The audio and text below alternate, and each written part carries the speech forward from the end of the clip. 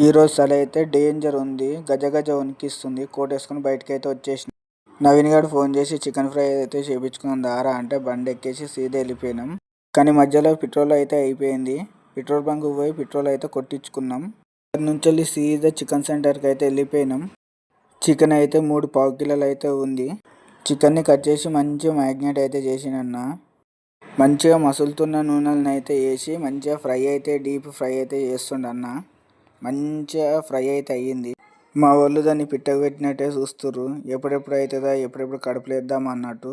మాతో పాటు చింటుగాడు అయితే ఆ నుంచి చూసి చూసి గ్యాస్ స్టవ్ అయితే వెళ్ళిపోయిండు. రిజల్ట్ అయితే ఇట్లనైతే వచ్చింది. ఆ చికెన్ ఫ్రైకి మసాలాలు అయితే అన్నీ వేసి మంచిగా మిక్స్ అయితే చేసిండు. నాకు నవీనానికి ఆగక నేను ఒకటి ఆడొకటి అయితే వేసినాం. టేస్ట్ అయితే మంచిగా వచ్చింది. మాకైతే నచ్చింది.